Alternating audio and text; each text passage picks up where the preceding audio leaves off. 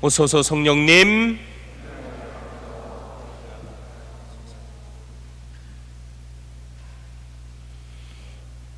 한 주일 동안 잘 지내셨습니까? 오래간만에 뵙는 분들도 있고 또 늘 뵙던 분들 반갑습니다. 지난주 비가 좀 와갖고 이제 나무에 잎사구들이 싹 떨어지니까 이제 겨울 느낌이 좀 나는 것 같습니다. 지금 미사하는데 별로 춥지는 않지요? 계속 틀어놓으면 마스크 쓰고 있는데 뜨거운 바람 나오면 답답하다고 해갖고 일단 미사 전에만 틀어놓고 있는데 혹시라도 나중에 추우면 얘기를 하세요. 반팔 입고 미사할 정도로 뗄 테니까. 아무튼 미사할 때 불편한 점이 있으시면 언제든지 말씀해 주시고 우리가 다른 분심이 들지 않게끔 우리가 미사하는 것 그리고 그것을 준비하는 게 또 저희 역할이기도 하니까 언제든 말씀해 주시기 바랍니다. 오늘은 연중 시기, 그러니까 한 해의 마지막 주간임과 동시에 말도 엄청 길어요. 온 누리의 임금이신 우리 주 예수 그리스도 왕 대축일, 엄청 길어요. 그러니까 뭐 한마디로 얘기하면 우리 교회에서만 믿고 있는 것뿐만 아니라 온 누리, 온 세상에 있는 모든 사람들이 예수님을 왕으로서 이 모든 세상의 창조자이시면서 또한 동시에 주인으로 모셨으면 좋겠고, 또한 우리들은, 믿고 있는 우리들은 그렇게 믿고 있다라는 것을 다시 한번 확인하는 주간이 줄여서 그리스도 왕 대축일을 지내고 있습니다. 오늘 그리스도 왕 대축일, 그러니까 전례력 그리고 교회의 달력으로 보면 오늘이 이제 마지막 주간인 거예요. 예를 들면 12월 한 24, 5, 6일 정도 되는 거예요.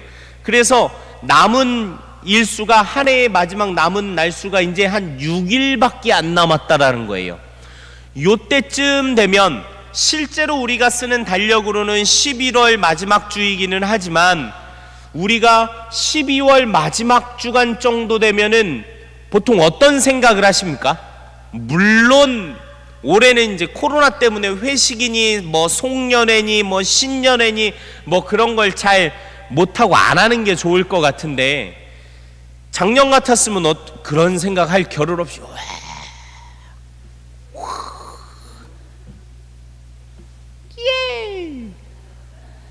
그러면서 지내느라 한 해의 마지막을 어떤 생각 없이 심신이 피곤한 상태로 많이 지냈을 거고, 그래요. 새해가 밝았은 게 새로운 마음을 갖고 살 겨를 없이 또 신년회가 그렇게 하면서 아마 지냈겠죠.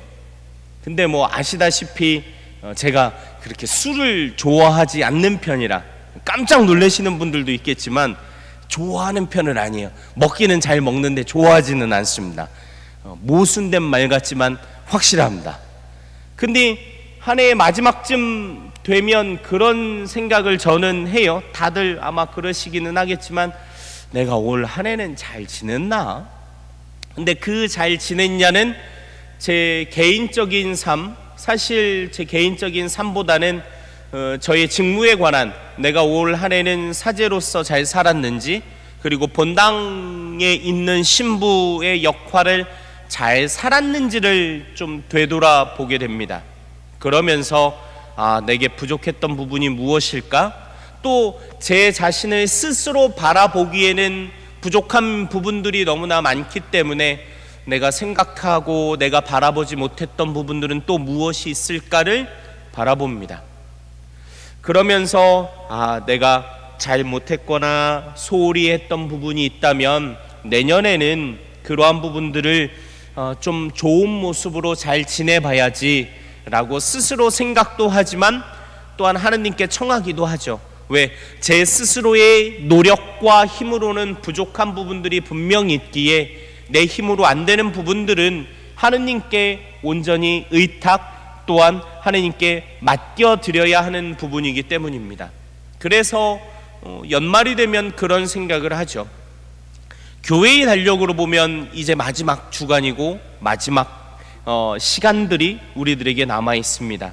그러면서 오늘 복음에 나온 부분들, 예수님께서 마테오 복음의 마지막 부분에서 이 최후의 심판 혹은 이 종말에 관한 비유들을 지난주, 그 지난주부터 이어서 쭉 말씀을 하셨어요. 기억하시죠?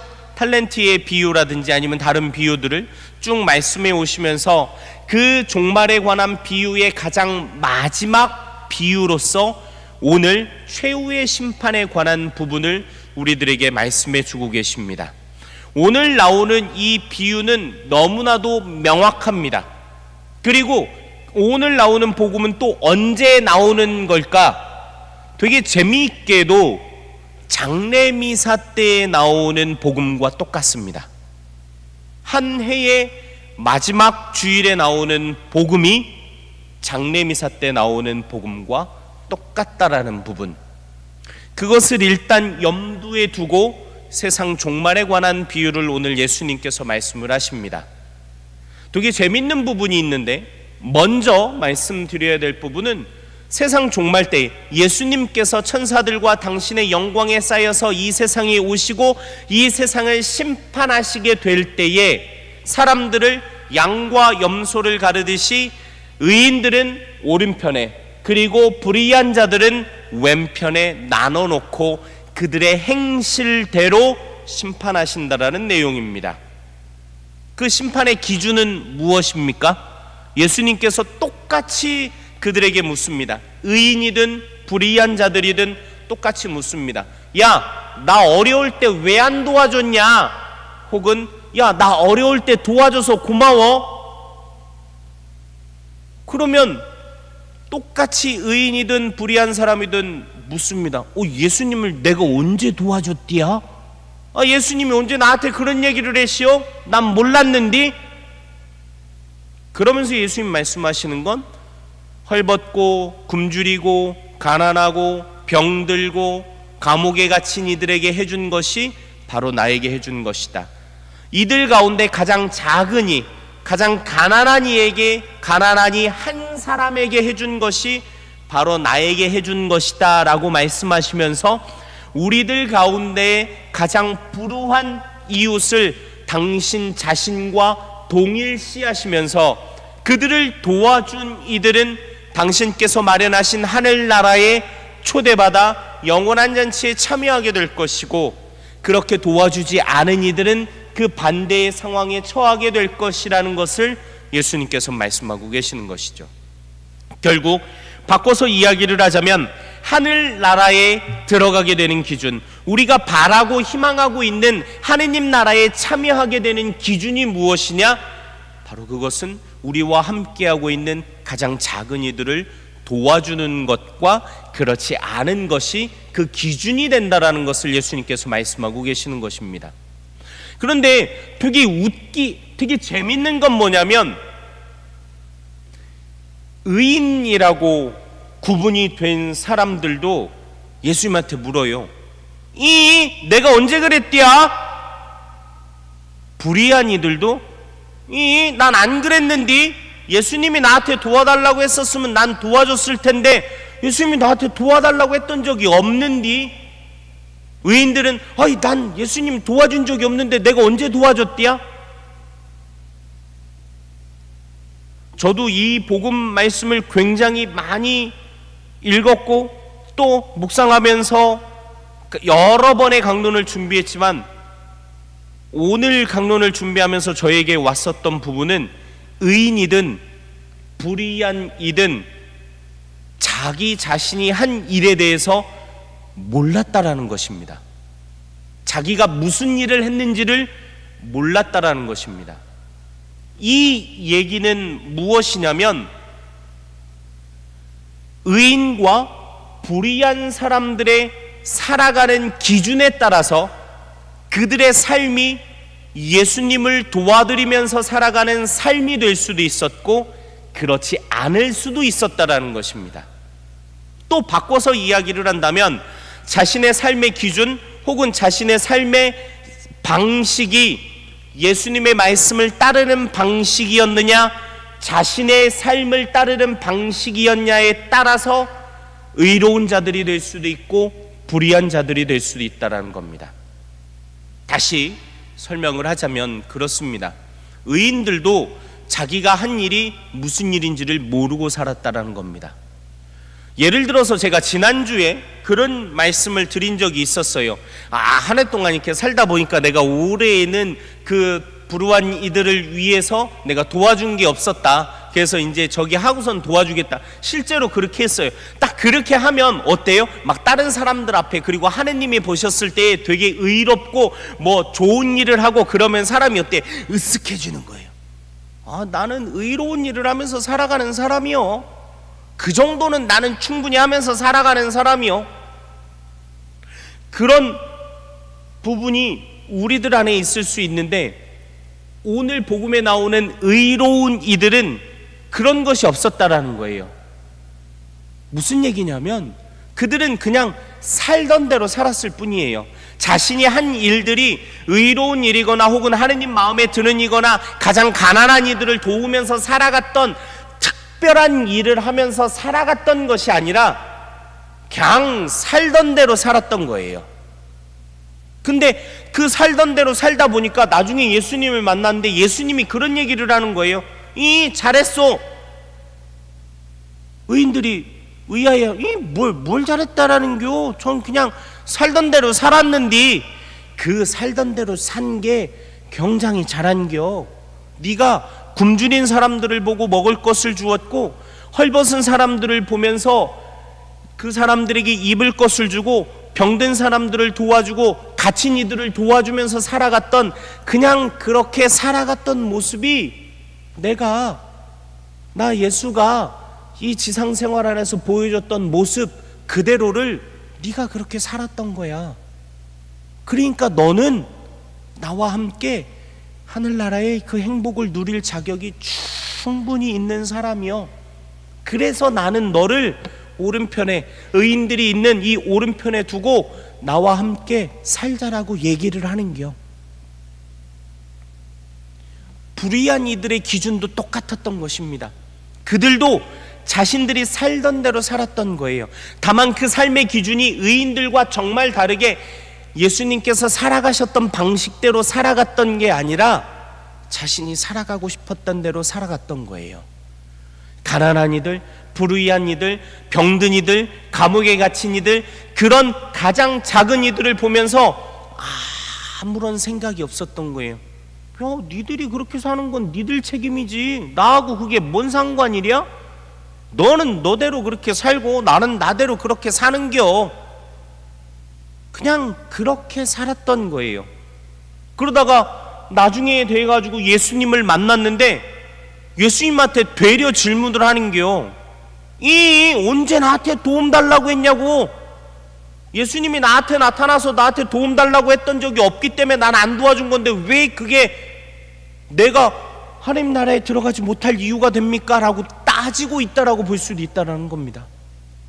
그래서 예수님이 그대로 얘기를 하죠.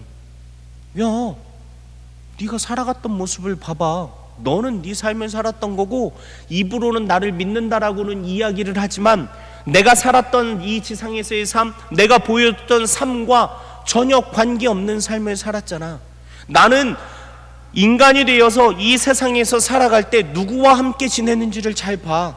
나는 항상 가난한 이들과 함께 했었고, 병든 이들과 함께 했었고, 줄이고 있는 이들과 함께 했었고, 헐벗고 있는 이들과 함께 했었고, 그래서 자신의 어려움 때문에 하느님의 나라를 볼 수 없었던 이들에게 나는 함께하면서 그들에게 하느님 나라를 선포했었어. 근데 너는 어떻게 살았니? 그들이 살아가는 삶을 보면서도, 어려움에 처해 있는 사람들을 보면서도 상관없이 너만의 삶을 살았잖아. 그게 하나님 나라에 들어가는 것과 그렇지 않은 것을 차이라는 것이지 라고 예수님이 저한테 이야기하는 것 같았었습니다. 의인들은 자신이 하는 일이 의로운 일인지 생각 않고 살아갔던 것입니다. 그냥 그들의 삶 자체가 예수님의 모습을 따라가던 삶이었던 거죠. 그것이 이어져서 하나님 나라로 연결됐던 것이고, 불의한 이들은 예수님이 우리에게 가르쳐 주신 삶과 전혀 관계없는 삶을 살았고, 그 삶이 이어져서 불의한 자들이 가게 되는 삶의 끝으로 가게 된 것입니다. 우리는 평상시의 삶을 어떻게 살아가고 있습니까? 예수님이 보여주셨던 삶을 우리도 그대로 살아가려고 노력하고 있는지, 내 삶 안에서 내가 살아가는 그 기준들이 어떤 기준을 중심으로 해서 내 삶을 살아가고 있는지를 바라보아야 합니다. 우리들 삶 안에서 오늘 복음에 나왔던 것처럼 가난한 이들, 가장 작은 이들에게 해주는 것들이 우리들 삶 안에서 특별한 일이 되어서는 안 된다라는 것입니다. 자연스러운 일이 되어야 하는 것입니다. 내 삶의 일부가 되어야 합니다. 여러분들 눈앞에 예수님이 나타났었을 때 여러분들은 예수님을 알아볼 능력을 갖고 계십니까? 누가 예수님이요? 저도 몰라요. 모르니까 어떻게 하는겨? 그냥 이놈 저놈 그냥 막 도와주려고 하는겨. 언제 어느 때 예수님이 내 앞에 나타나실지 모르니까. 그 기회를 놓치지 않기 위해서. 그런데 불의한 이들은 그래요, 난 예수님을 구분할 능력이 되니까 보고 있는겨. 근데 그 눈에 예수님이 보이질 않으니까 안 도와주면서 살아가는 것이죠. 결정적인 차이인 것이죠. 어려운 이들을 돕는 것들, 우리들 주변에 도움을 필요로 하고 있는 이들에게 우리의 시선을 돌리고 그들에게 내 손을 뻗쳐서 나의 도움을 주는 것들이 특별한 일이 되어서는 안 된다는 겁니다. 그게 자연스러운 일이 되어야 합니다. 의인들이 마치 그랬던 것처럼 난 특별한 일 안 했는데 그냥 살았는데 나보고 의인이라네, 어머 즐거워라, 그렇게 되는 거죠. 특별한 때와 특별한 시간은 우리들에게 절대 주어지지 않습니다. 가난한 이들을 돕기 위해서 그런 얘기들을 수도 없이 해요. 내가 이번에 주식만 오르면, 이번에 로또만 되면, 집값만 오르면 내가 되것이요? 죽을 때까지 절대 그런 일은 안 될 겁니다. 제가 로또를 몇 번 사봤는데 안 돼요. 더럽게 안 돼요. 그래서 마음을 바꿨시오. 차라리 로또 살 돈이 있으면 그 돈을 후원 계좌로 넣는 게 차라리 나아요. 그 돈을 헌금으로 하는 게 차라리 나아요. 그 다음에 집은 안 사봐서 모르겠고 주식도 안 사봐서 모르겠는데, 절대로 내가 어떻게 됐을 때 누군가에게 이렇게 해야지, 그때는 절대 오지 않을 것 같아요. 제 아주 지극히 개인적인 삶에 비추어 본다면, 특별한 때와 특별한 시간을 기다리는 것이 아니라 지금 내가 살아가고 있는 이 시간과 장소를 내가 특별하게 만들어 나가면서 살아가십시오. 내가 언제든지 예수님께서 말씀하셨던 당신 자신이라고 말씀하셨던 그 가난한 이들을 위해서 내 시간과 나의 재산과 나에게 주신 능력들을 그들을 위해서 내어주게 될 때, 바로 그 시간이 특별한 때와 장소와 시간이 된다라는 것, 우리들이 잊지 않고 지낸다면 우리들도 분명 이 세상의 마지막 때에, 그리고 우리 삶의 마지막 때에 예수님을 뵙게 되었었을 때 예수님이 두 팔 벌려서 환영한다라고, 어서 오라고, 참 고마웠다고 우리들에게 말씀하시지 않을까요? 그런 삶의 시작은 또한 특별한 때가 아니라 그런 생각을 가지고 나의 삶으로 실천하게 되는 때가 바로 그 삶의 시작이 될 것입니다. 그 시작의 삶이 오늘 돌아오는 한 주간 여러분들의 시간들 안에서 특별한 때와 시간이 되셨으면 좋겠습니다. 한 주간 예수님을 따라서 살아가는 특별한 때와 시간이 되기를 바랍니다.